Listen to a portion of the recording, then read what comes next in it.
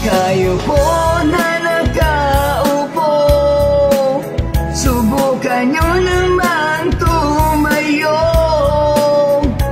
at baka matanaw ninyo ang tunay na kalagayan ko. Ganito kasi yun eh.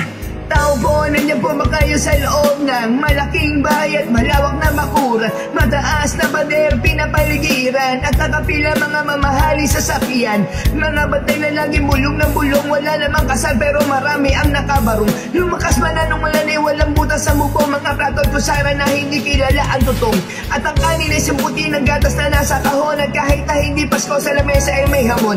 Ang sarap siguro manira sa bahay na ganyan, sabi pa nila ay dito mo rin matatagpuan ang tao na nagmamayari ng isa upuan, na pag may pagkakatao'y pinag-aagawan, kaya naman hindi niya pinakakawalan. Kung makikita ko lamang siya ay aking sisigawan.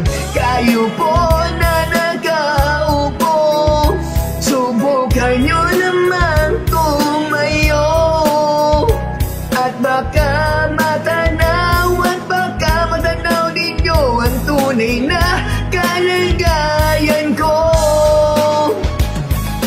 Mawalang galang na po sa tao nakaupo, alam nyo pambantakal ang bigas namin na hindi puno, ang dingding ng bahay namin pinagtagpi-tagpinyero, sa gabi ay sobrang init na tumuto ng nangyelo na di kayang bilihin upang ilagay sa inom, pinakulong tubig sa lumang tako ring uling-uli, gamit ang panggado na inanod lamang sa estero na nagsisilbing kusina sa umagay aming banyo. Ang aking inay na may kayamanan, isang kaldero na nagagamit ng pag ang aking ama ay sumusweldo, pero ulam na kulang pa rin, ulam na tuyo sa asin, ang 50 pesos sa maghapoy pagkakasyahin.